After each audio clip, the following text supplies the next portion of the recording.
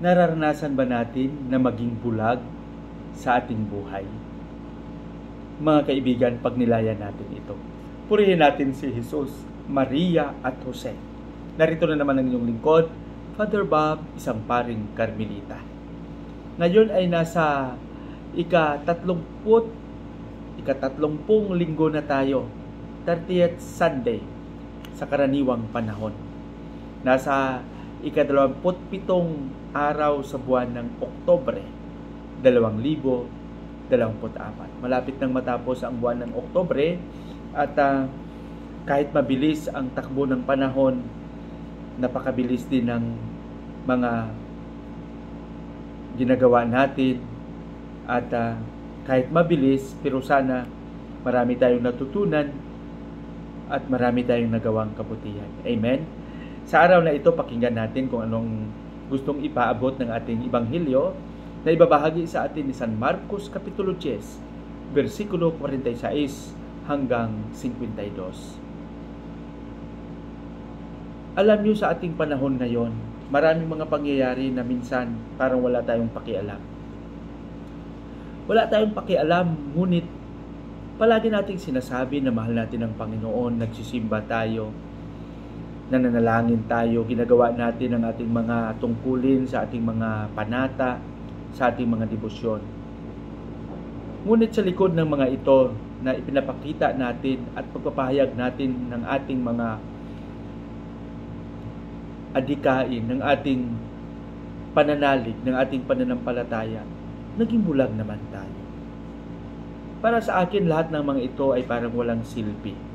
Yung pinapakita natin na pagpapahayag ng ating pananampalataya sa Panginoon sa pamamagitan ng pagsimba, ng pag-alay ng panalangin, ay parang naging kasinungalingan na lang. Dahil wala tayong pakialam sa mga masasamang nangyayari sa ating lipunan. Kaya ito nga siguro marahil na ginagawa natin na pag may makita tayong mga tao na hindi gumagawa ng masama, na kahit hindi naman natin sila kaano-ano, spontaneously, sinusuway natin sila. Sinasabihan natin na huwag ninyong gawin yan. Para sa akin, yan yung pinaka-basic na pagpapakita ng ating tungkulin. Na ibig sabihin, ang bawat isa sa atin ay mahalaga. Ang bawat isa sa atin ay may ugnayan. Kaya, responsibilidad natin yung kapwa natin.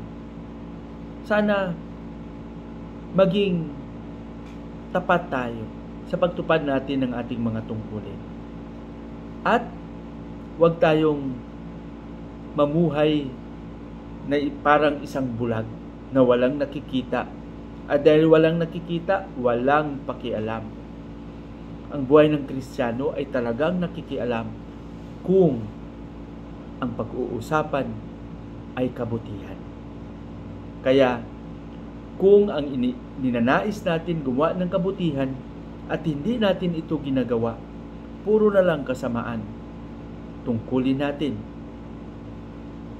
na gabayan ang ating kapwa na hindi nakakita ng liwanag ng kabutihan.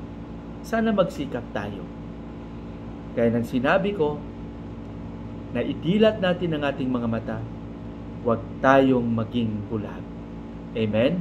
Patnubayan nawa tayo ng Panginoon sa ating panalangin. Panginoong Hesus, turuan mo kaming makita ng mabuti ang iyong buhay na presensya sa bawat isa sa amin, upang sa gayon ay masuklian namin ito sa pamamagitan ng paggawa ng kabutihan.